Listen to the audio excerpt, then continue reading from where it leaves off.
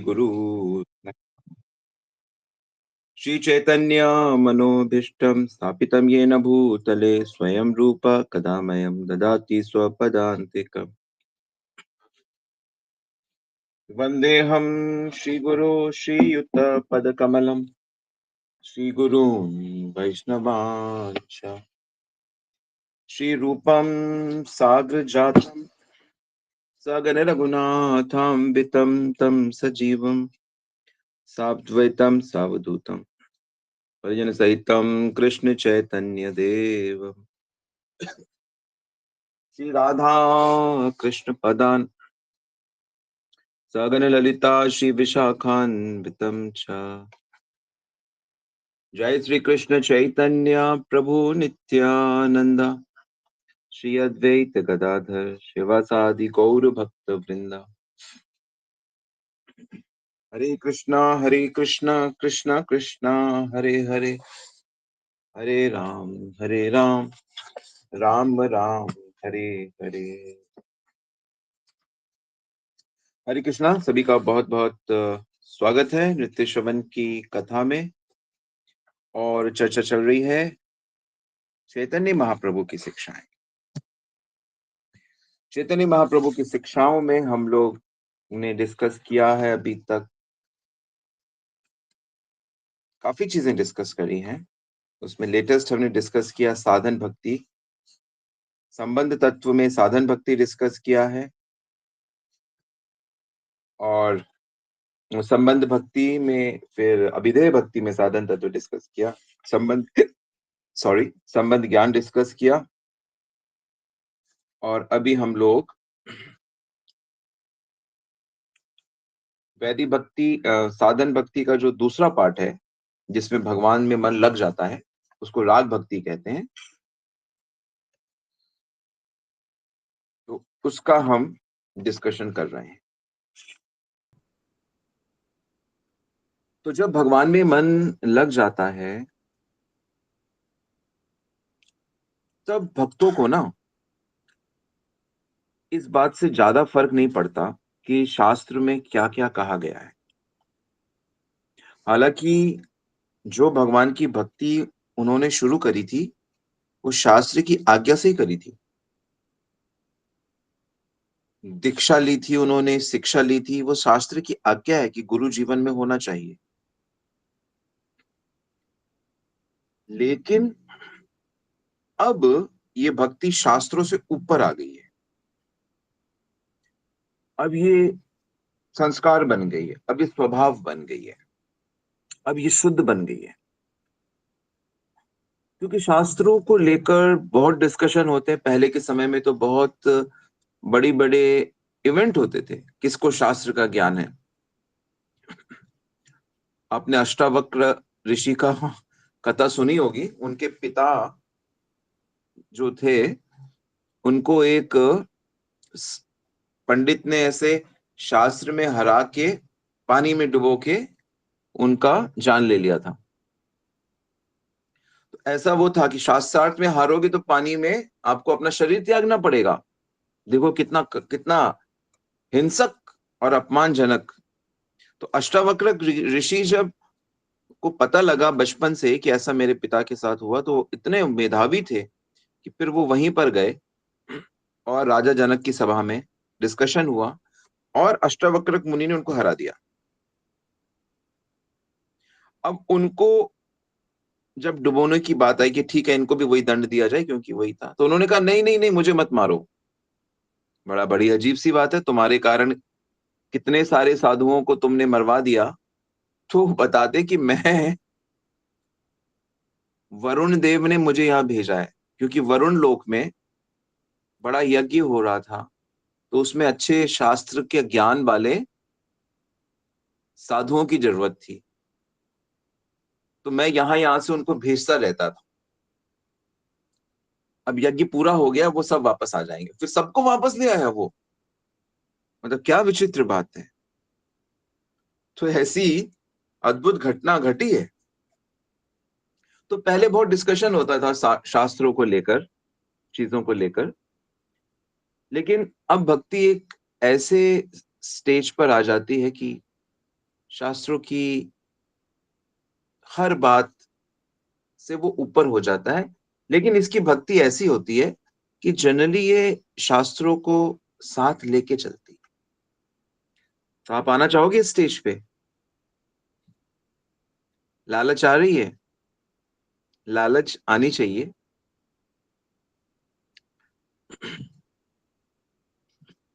भगवान के प्रति जो लगाव है ना, ये ब्रह्मांड की सबसे अच्छी चीज है।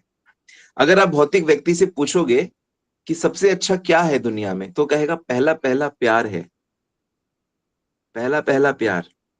जब लड़के लड़कियां, हम लोग जब युवा होते हैं और हमें कोई प्रियतमा या प्रियतम मिल जाते हैं, तो ऐसा लगता है कि जैसे सर्वस्व सुख मिल गया है। आप में से बहुतों को इसका अनुभव होगा। ये तो खैर बाद में पता लगता है कि अरे वो तो सुख था नहीं, बड़ा कष्ट बन जाता है, झगड़े होते हैं, डिफरेंसेस होते हैं। खैर वो तो होने ही है इस जगत में, क्योंकि हम लोग शुद्ध नहीं है ना, इसलिए हमारा प्यार, हमारी आसक्ति शुद्ध नहीं हो सकती। हो ही नहीं सकती, ऐसा नहीं है। यदि हम शुद्ध भक्त बन गए तो हो सकती है। भक्तों का आपस में जो प्रेम होता है वो शुद्ध होता है। तो भगवान के साथ जब ये बन जाता है, रागी जब हो जाता है, अद्भुत परिस्थिति हो जाती है ऐसे ऐसे साधक की, ऐसे भक्त की। और प्रेम भी किससे? ये दुनिया, ये ब्रह्मांड इतना विशाल है, इसको बड़े से बड़े वैज्ञानिक इतने सालों से समझ नहीं पा रहे हैं। उसको बनाने वाला, उसको चलाने वाला, हर एक जीव को देखने वाला, समझने वाला, हर एक, मतलब हर चीज में भगवान से तो बड़ा कोई हो नहीं सकता। ऐसे महान पर्सनालिटी से प्रेम करना, और वो प्रेम के वश में हो जाता है। पृथ्वी के छोटे से हिस्से में अरबों जीव रहते हैं। आपके घर में अरबों जीव रहते हैं। आपके अपने घर में, चाहे आप कहीं भी रहते हो, अरबों जीव रहते हैं आपके घर में, आपके शरीर में। और पूरी कायनात में, पूरे भौतिक जगत में कितने जीव हैं, हम कहाँ गिनेंगे? संभव ही नहीं है।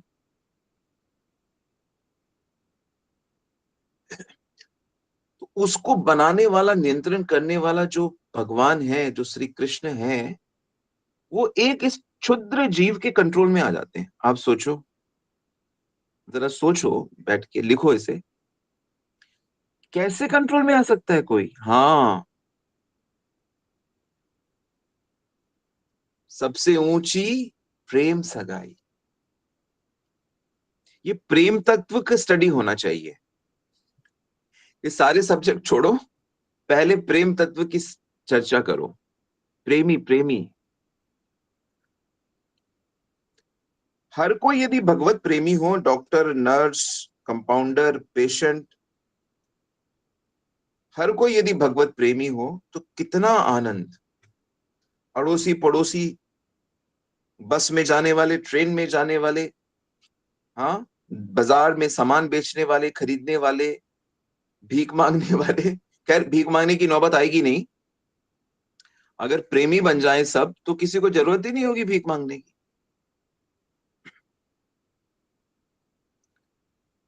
अगर हम सब प्रेमी बन जाए भगवान के, कितना आनंद। ये भगवान का असली गिफ्ट है। असली को पकड़ो ना। हम तो भगवान के पर्स तक जाना चाहते हैं। भगवान का अपना, जैसे आपके पिताजी का, पति का अपना पर्स है ना, पर उनके पर्स के साथ उनका एक दिल भी तो है। तो हम लोग पर्स पे जाना चाहते हैं उनके, उसके उसके धन को, उससे धन लेना चाहते हैं, भोग लेना चाहते हैं। हम उसके दिल की तरफ ध्यान ही नहीं देते। तो दिल में अगर चले जाओगे तो वो पर्स चीज क्या है? हम्म।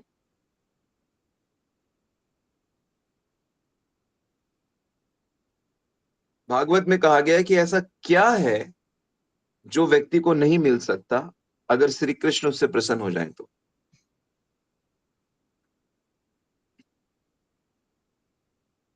इस बात पे विचार अच्छा होना चाहिए। एक साधु सब सधे, एक साधु सब सधे, एक ये काम कर लो सारे काम सदा के लिए हो जाएंगे। तो ये संभव है उनसे प्रेम करके।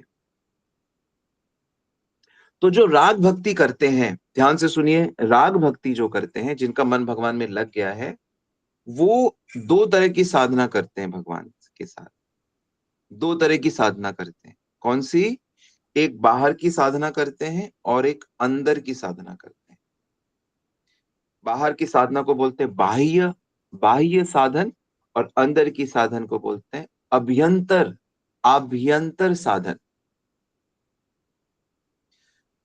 तो अभी ये क्या करते हैं कि बाहर से तो आपका आइडेंटिटी क्या है, ये जो आपका आधार कार्ड में जो आपकी आइडेंटिटी है, जैसे मान लो यहाँ पे नाम है, अलका माता जी का नाम है, अनीता माता जी का नाम है, अंजना माता जी का नाम है, अंजू, मारवा जी, शर्मा जी, अनुपम दीक्षित जी, अनुराग शर्मा जी, आराधना जी, ये सब नाम मैं पढ़ रहा हूं आपके। तो ये आपकी आइडेंटिटी है। तो ये बाहर वाली आइडेंटिटी को लेकर आप भगवान के बारे में श्रवण करो, कीर्तन करो, स्मरण करो, सेवा करो, आरती करो, प्रार्थना करो, सेवक बन जाओ, ये नवदा भक्ति करो। आप अपनी बाहर वाली, अच्छा मैं ऐसा हूं, मैं भगवान का सेवक हूं, मुझे भगवान के बारे में सुनना है, मुझे भगवान का जप करना है, मुझे भगवान का कीर्तन सीखना है, मुझे कीर्तन करना है, मुझे भक्ति करनी है, बाहर से कर रहे हैं, इसको बोलते हैं बाह्य साधन। अच्छा, कितने लोग ऐसा कर रहे हैं? बहुत कम लोग कर रहे हैं। मतलब आप लोग तो कर रहे हो, क्योंकि हम लोग दिन रात हर दिन इसी की चर्चा कर रहे हैं, पर कम लोग कर रहे हैं। इसको बोलते हैं बाह्य साधन, आप बाहर की साधना भक्ति कर रहे हो। लेकिन जैसे आप राग भक्ति करोगे तब ये बाहर का तो चलेगा ही चलेगा। अभी हो सकता है कि हमें कुछ भक्त मान लो इस स्टेज पर आ गए हैं कि वो स्वाभाविक ही बहुत भक्ति करते हैं, तो ये बाहर से तो उनका ये चलेगा। लेकिन राग भक्ति का एक स्पेशल अंग होता है जिसको आभ्यंतर साधना बोलते हैं। उसमें क्या होता है कि वो अंदर से भगवान के पास चले जाते हैं। भगवान वृंदावन में है, वो वृंदावन चले जाते हैं अंदर से, और वो किसी लीला का ध्यान करते रहते हैं कि भगवान इस समय मान लो राधा रानी के साथ, सखियों के साथ कुछ खेल खेल रहे हैं, छुपन छुपाई खेल रहे हैं, या फूल चुन रहे हैं, या पेड़ के ऊपर चढ़े हैं, कुछ भी हो सकता है, झूला झूल रहे हैं। तो वो अपने को क्या करते हैं, उस लीला में पहुंच जाते हैं मन से, और भगवान जो भी कर रहे हैं ना उसमें उनकी सेवा करते हैं। मान लो भगवान पुष्प चुन रहे हैं तो वो अच्छे अच्छे फूल चुन चुन के लाके उनको देंगे। मान लो राधा कृष्णा झूला झूल रहे हैं तो वो उसको धक्का मारेंगे, उनके झूला को, या कुछ कुछ भी, जैसा उनका भाव है। अब वहां पर जो ये सेवा कर रहे हैं, वो आप ये बाहर वाली आइडेंटिटी को लेके भी जा सकते हो कि मैं बाहर से चलो ऐसा ही हूं, क्योंकि मुझे नहीं पता मेरी अंदर वाली शक्ल कैसी है। पर जब भक्ति एक अच्छे स्तर पे आ जाती, शुद्ध हो जाती है, तो जो गुरु है ना, गुरु आपके जो दीक्षा गुरु होते हैं, महापुरुष जो हैं, वो क्या करते हैं, अपनी कृपा से आपको आपके अंदर वाला जो रियल पर्सनालिटी है, जो गोलोक में रहता है, जो गोलोक में सेवा करेगा, उसका परिचय करा देते हैं। इसको बोलते हैं सिद्ध देह, सिद्धि। जब आप परफेक्ट हो जाते हो प्रेम में, तो वो आपका, वो आपकी आत्मा का ओरिजिनल फॉर्म होता है। ये आप अपने आप मन से नहीं बना सकते कि चलो मैं कृष्ण का दोस्त बन गया, या मैं कृष्ण की सखी बन गया। वृंदावन में ना बहुत से आप ऐसे लोग देखोगे जो लड़के हैं लेकिन गोपी बन के बैठे हुए हैं, चोटी बना रखी है, लिपस्टिक लगा रखी है, कानों में कुंडल, और ऐसे कई कई कई कई कई कई। बहुत साल पहले आपने केस सुना होगा, एक एक बहुत बड़े पुलिस के कमिश्नर थे जो अ, ऐसे हाथ में पहनते थे, कान में पहनते थे, और वो कहते मैं भगवान के लिए कुकिंग कर रहा हूँ। ये आपने सुना होगा, ऐसा एक बड़ा फेमस हो गया था, ये बड़ा केस हो गया था। तो ये वही केस था कि इनको अंदर से ये पता लग गया था कि मैं श्री कृष्ण का कौन हूं। अंत तो इनकी जो अंदर वाली सेवा थी वो इतनी प्रभावशाली हो गई इनकी, कि ये कोई परवाह ही नहीं कर रहे कि मैं बाहर से इंस्पेक्टर हूं, मैं एक रिस्पॉन्सिबल व्यक्ति हूं। वो अंदर वाला ही श्रृंगार उन्होंने बाहर करना चालू कर दिया, शुरू कर दिया। तो बाहर के लोग तो समझ नहीं पाएंगे, वो तो कहेंगे तो पगला गए हैं, ये तो ब्रेन डैमेज हो गया इनका। तो बाहर बाहर हम लोग कैसे समझेंगे इसको? अभी एक अच्छा खासा ऑफिसर है, लड़की बन के बैठा हुआ है, लिपस्टिक लगा के बैठा है, साड़ी पहन के, गोपी ड्रेस पहन के नाच रहेगा, तो ये तो कंफ्यूजिंग होगा ही ना। तो इसलिए जो हमारे आचार्य हैं, उन्होंने ये एक ऐसा सिस्टम दिया है कि जो शास्त्रीय है, कि नहीं नहीं, अंदर वाला जो अंदर रहने दो, अंदर की जो सेवा है ना, वो मानसिक ही होगी। इसलिए हमारे रूप गोस्वामी, अब वृंदावन में आप जाओगे, अगर आप अब बहुत देखोगे ऐसा, आप कंफ्यूज हो जाओगे, आपको लगेगा कि अच्छा लगता है ये किसी ड्रामा को करके आ रहे हैं।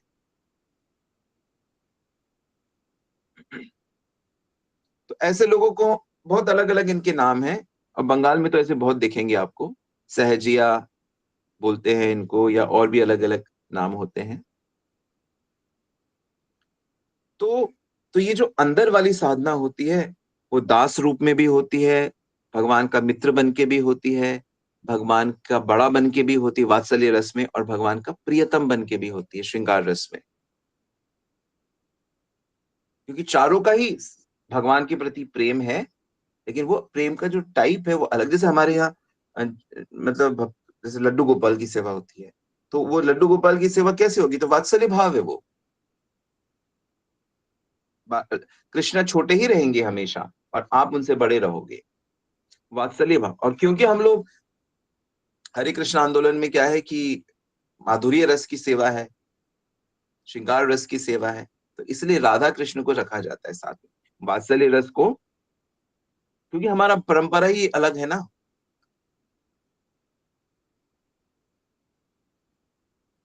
तो श्रृंगार रस में जो आनंद और प्रेम और सेवा होती है, वो वात्सल्य रस से ज्यादा होती है, साख्य रस से ज्यादा होती है, दास्य रस से ज्यादा होती है। लेकिन जो उन रसों में परफेक्ट हैं, उनको उसी में परफेक्शन है, उनको दूसरे रस की जरूरत नहीं है। मतलब हर भक्ति, हर सेवा जो भगवान के प्रति होती है, वो कंप्लीट होती है।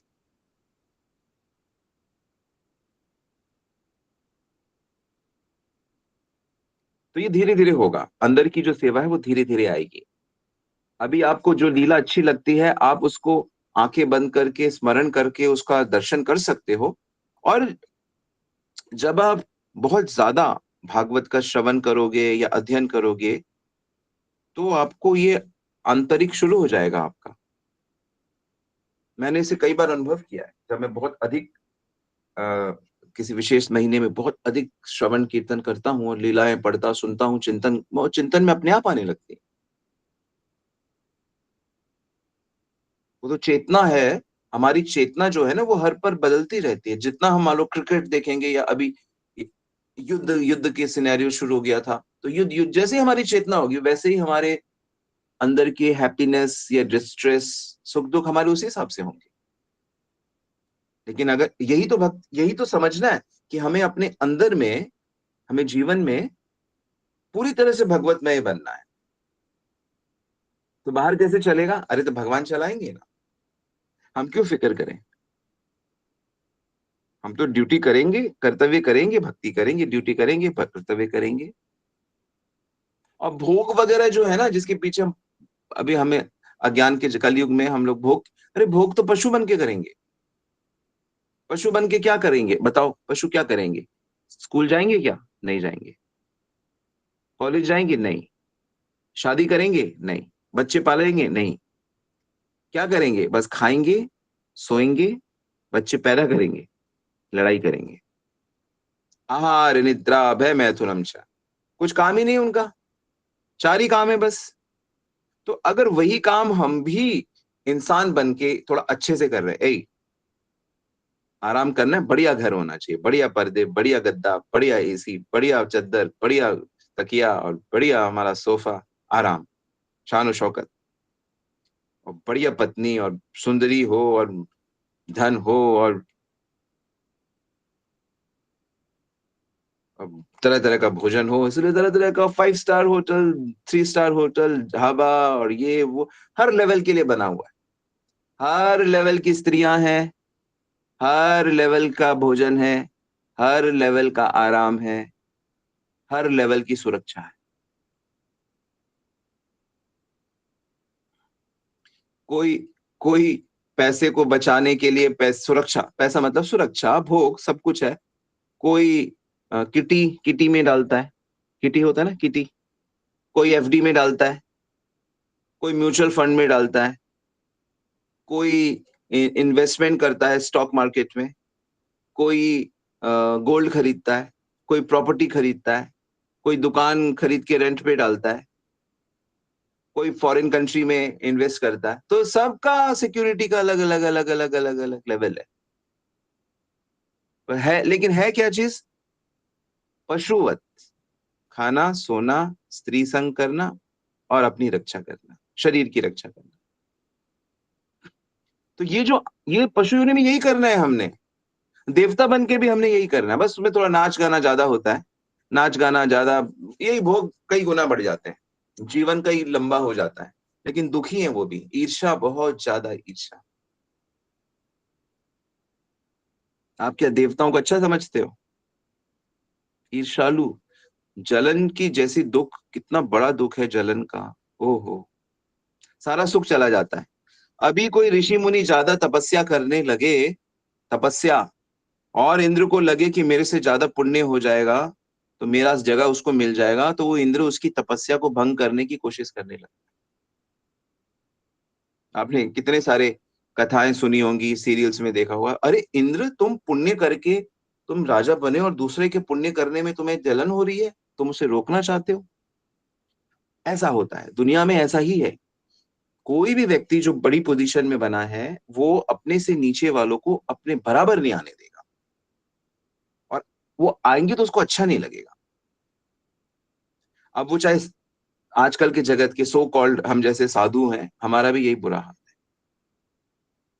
कोई दूसरा साधु मुझसे बड़ा ना हो जाए, मुझसे ज्यादा प्रभावशाली ना हो जाए, लोग मुझसे ज्यादा उसको पसंद, बस ईर्ष्या। तो ये ऐसे अगर साधु हैं तो भगवत थोड़ी प्राप्त करी तो देवता बनेंगे, क्योंकि तो देवताओं का स्वभाव है। देवता बन जाएंगे, भोग मिलेंगे, अपनी साधना का जो भी किया है भगवान कहेंगे लो, जीवन लो, सुख लो, भोग लो, सब लो, मुझे छोड़ो। और पशु जीवन भी यही है। लेकिन ये जो श्री कृष्ण है, ये सिर्फ मानव जीवन में उपलब्ध है, वो भी भारतवर्ष में। वो भी जो पता नहीं क्या सुकृति है कि भक्ति मिल जाए, क्योंकि अब भारत का भी बुरा हाल है। बहुत दिखावटी ही बना ही हम लोग ज्यादा करते हैं। मूल चीजों को समझने में, सहन करने में, पालन करने में कहाँ हमारा इंटरेस्ट है? बहुत कम। तो इसलिए जब तक वैसी स्थिति प्राप्त ना हो, जब तक राग राग भक्ति की प्राप्ति नहीं हो, तब तक क्या करें? तब तक क्या करें? तब तक ये जो घर और ऑफिस है, घर और ऑफिस, वर्ण और आश्रम, इसको ठीक से करना है। बहुत से लोग कहते हैं इसको कोई जरूरत नहीं है, बस भक्ति करो। अच्छी बात है, भक्ति करो, लेकिन सिर्फ भक्ति करने के लिए जो योग्यता है वो है आपके पास? वो योग्यता आपको घर से मिलेगी, वो योग्यता आपको ऑफिस से मिलेगी, जब वहां के कामों को अच्छे से करोगे। ये नहीं कि मीराबाई के बारे में सुना और मीराबाई ऐसी, मीराबाई नहीं, अरे हम भी मीराबाई बन जाते हैं।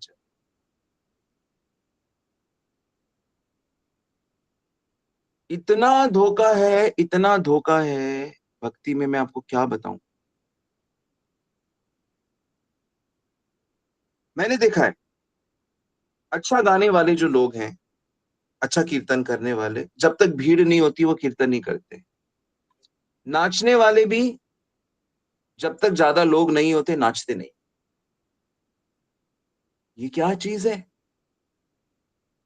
लोग इकट्ठा वेट करते हैं कि लोग आए तब प्रवचन करें, लोग आए तब डांस करें, लोग आए तब हम गाएंगे, हम अभी दूसरों को गाने दो।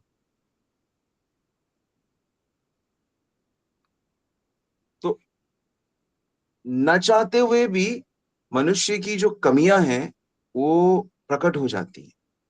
जैसे होता है ना, आपके अंदर कोई भाव होता है, आपके मुंह से निकल जाता है, आ ही जाता है, आप कितना ही कोशिश करो छुपाने की। तो इसी प्रकार मनुष्य जो करता है, बोलता है, करता है, वो दिख जाता है, धोखा चल रहा है सब।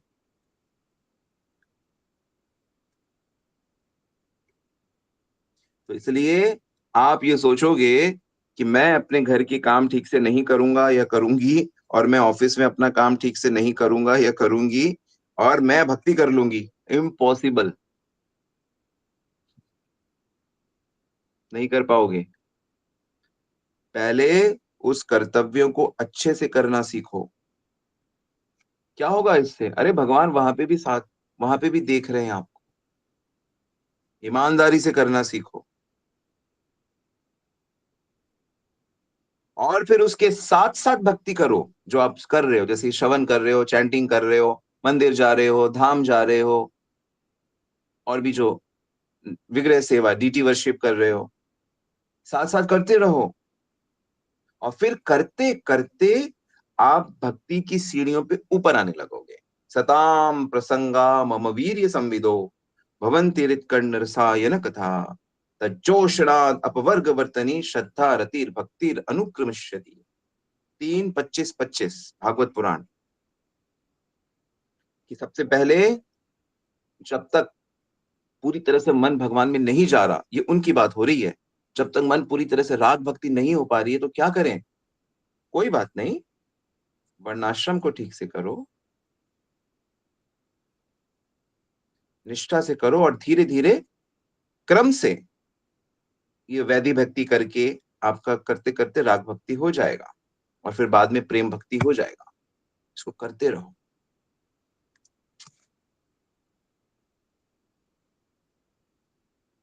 ऐसा मत सोचो कि अरे हम तो गृहिणी हैं, अभी फंसे हुए हैं, अभी ये है ये है, बहुत सारे लोग ऐसा सोचते हैं ना। ये बिल्कुल उस काम को ठीक से करो, और देखो कैसे भक्ति देवी आपके घर में, जीवन में, हृदय में आ जाती है। ये कार्य भी तो भगवान ने दिया है, ये जिम्मेदारियां भी तो भगवान ने दी हैं। खैर आपने चुनी है आपने चुनी है ऐसे जीवन, तो इसलिए भगवान ने दे दी।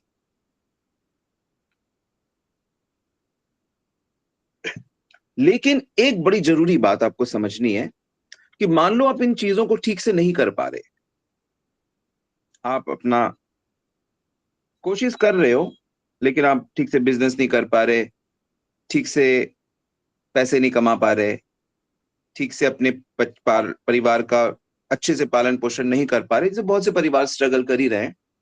अधिकांश तो मैं देख रहा हूँ कि स्ट्रगल कर रहे हैं, क्योंकि चाहत तो और और चाहिए ऐसा रहता है। लेकिन इसमें आपको एक बात समझनी है, चाहे आप इसको ठीक से नहीं भी कर पा रहे हो। अच्छा, कौन से दो काम ठीक से नहीं कर पा रहे हो जरा बताओ तो, मुझे पता तो लगे आप ध्यान से सुन रहे हो कि नहीं। कौन से दो काम है जो आप ठीक से नहीं कर पा रहे हो, मैसेज में बताओ।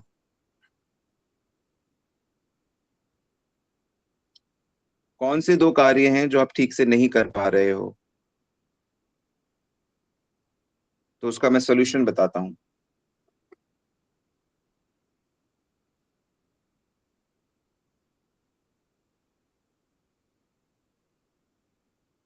अब देखो, जो जो गलत आंसर दे रहा है इसका मतलब है वो ठीक से सुन नहीं रहा, ठीक से लिख नहीं रहा है। हाँ, रस मंजरी माता जी ने ठीक लिखा है, घर और ऑफिस की ड्यूटीज को, बिल्कुल ठीक। सेवा अवतार प्रभु ने ठीक लिखा है,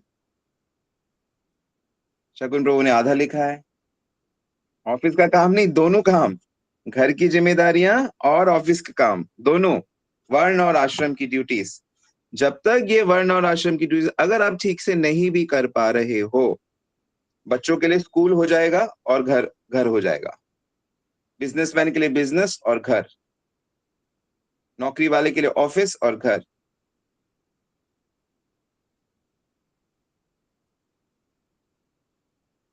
व्यसन नहीं करना है किसी को, अपने कर्तव्य करने हैं ठीक से, इसको बाद में डिस्कस करते हैं। तो अगर आप ये दो काम ठीक से नहीं भी कर पा रहे हो, लेकिन अगर आप भगवान के बारे में सुन रहे हो, जप कर रहे हो, जो भक्ति वाला, जो साधना भक्ति वाला अंग है उसको कर रहे हो, उसको भी कर रहे हो ना साथ साथ, जैसे अभी आप कर रहे हो, आप श्रवण कर रहे हो, मैं भगवान के विषय में बोलने की कोशिश कर रहा हूं तो मैं कीर्तन कर रहा हूं, तो हम सब लोग यहाँ पे भक्ति कर रहे हैं, बिल्कुल परफेक्ट वाली भक्ति कर रहे हैं और रेगुलर कर रहे हैं। रेगुलर भक्ति परफेक्ट कब होती है? एक, जब आप उसे कहते हो मैं हमेशा करूंगा, और दूसरा, मुझे इसके बदले में अपनी भौतिक इंप्रूवमेंट नहीं चाहिए, मुझे कोई भौतिक बेनिफिट नहीं चाहिए मुझे इसका, तो आपकी भक्ति एक्चुअल में ठीक हो रही है। तो क्या होगा?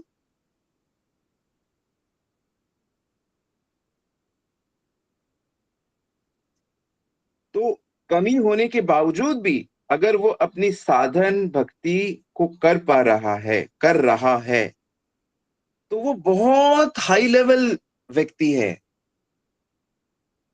वो ये ना सोचे कि हाय, मैं ठीक से पढ़ा नहीं पा रहा, मैं ठीक से अपने बच्चों का, वो बहुत हाई स्टेज में है। वो मतलब बहुत, मतलब इसको आप ऐसे समझो कि अभी जैसे लड़ाई हुई, ठीक है, तो लड़ाई में जो हमारे मतलब स्ट्रैटेजी बनाने वाले हैं, जैसे अजीत डोभाल जी हैं, या हमारे क्या कहते हैं, हमारे जो बड़े बड़े अफसर हैं आर्मी के, एयरफोर्स के, जो स्ट्रैटेजी बनाते हैं, वो जाके लड़ाई थोड़ी कर रहे हैं, वो थोड़ी प्लेन उड़ा रहे हैं, वो थोड़ी बंदूक चला रहे हैं, मिसाइल छोड़ रहे हैं, वो तो नहीं कर रहे हैं, उनको मे भी आता नहीं होगा वो सब, लेकिन वो प्लान कर रहे हैं। तो उनकी जो सेवा है वो किसी हालत में कम थोड़ी है। जैसे कोच होता है, वो बताता है, लेकिन वो तो थोड़ी मैच में जाके क्रिकेट खेल सकता है, फुटबॉल के, वो तो बूढ़ा हो गया है, वो तो, लेकिन उसकी जो सहयोग है वो बहुत बड़ा है, वो वास्तविक बुद्धिमान है। तो उसी प्रकार जो मनुष्य संसार की चीजों में अगर पीछे भी रह जाता है, लेकिन वो भगवान की भक्ति करता है, तो वो वास्तव में बहुत बुद्धिमान है। और इसीलिए भगवान क्या करते हैं, उसकी इन सारी कमियों में जो कमियां रहती है सब पूरा कर देते हैं, उसके सारे काम हो जाते हैं। यदा यस्या अनुगृहति भगवत भगवान आत्मा भावता, स जहाति मतिर्लोके वेदे च परिनिष्ठितम। भागवत पुराण 4:29, 46, 4:29, 46। भगवान कहते हैं जो मेरी भक्ति में लगा हुआ है, चेष्टा में लगा हुआ है, तो मेरी कृपा से उसके सारी कामनाएं, इच्छाएं, जरूरतें पूरी हो जाती हैं। मैं कर देता हूँ, मैं कर सकता हूँ। तो क्या चिंता है, क्या प्रॉब्लम है? क्या इतनी सी बात नहीं मानोगे? अपने ही कल्याण के लिए, संसार में रहते हुए, संसार के वर्ण आश्रम के काम कर्तव्य करते हुए, साथ साथ नवता भक्ति को, भगवत भक्ति को, साधन भक्ति को करते हुए जीवन नहीं जी सकते? और जब भगवान ये कह रहे हैं कि मैं उसमें अगर कमी रह भी गई, मैं कर दूंगा, सारी चीजें मैं कर दूंगा, चिंता मत करो, तो भगवान के प्रॉमिस पे विश्वास किसको हो रहा है? कौन भगवान की बात पे विश्वास करेगा? हाँ, कौन करेगा? भगवान की बात पे विश्वास करोगे, ठीक से करोगे ना हर चीज।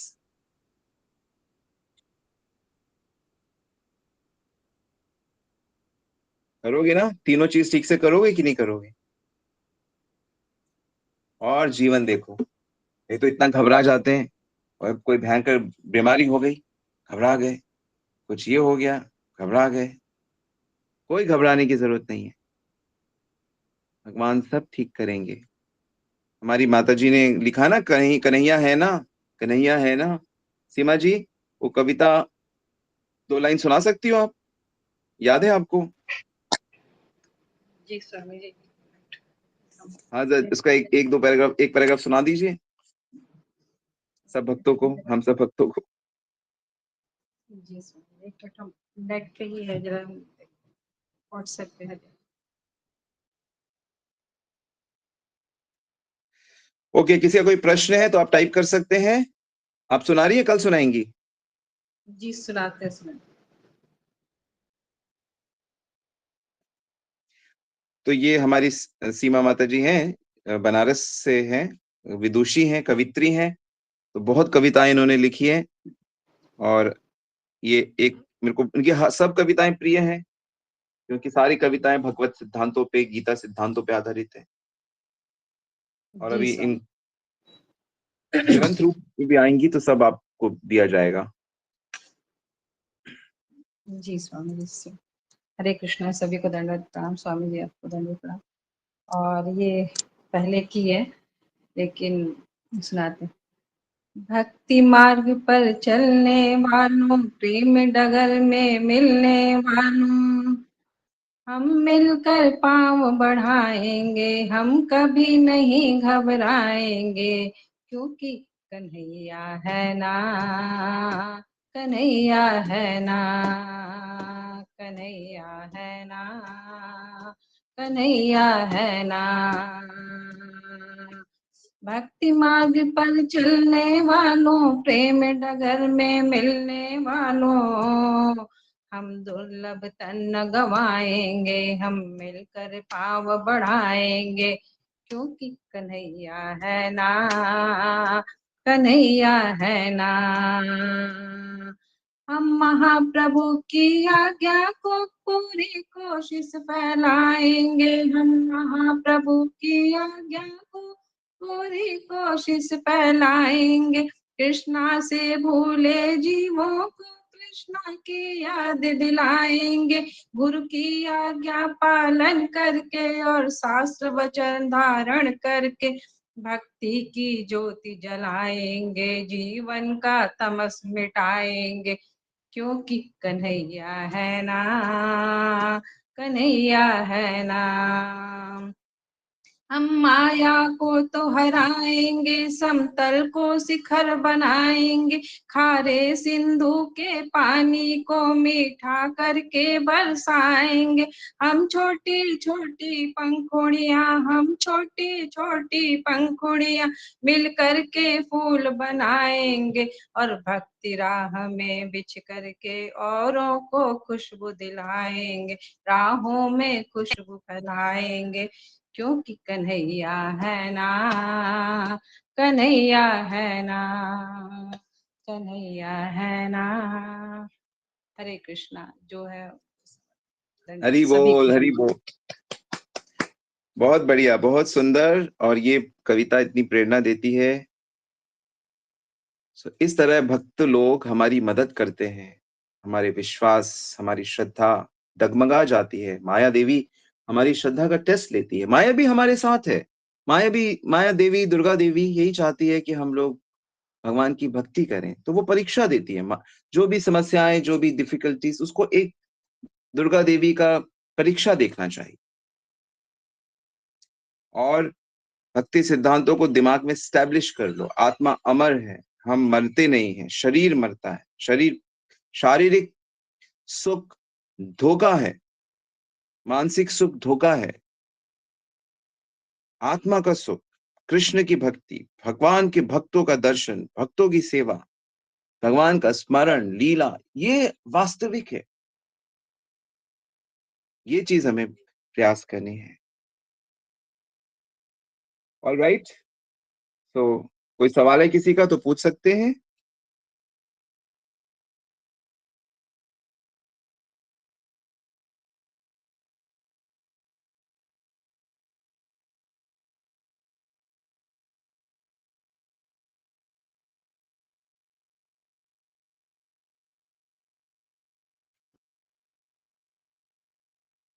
ओके, तो हम यहीं रुकते हैं। Thank you very much. Srila Prabhupada की जय, गुरु महाराज की जय, गॉड प्रेमानंदी, हरि हरि बोल।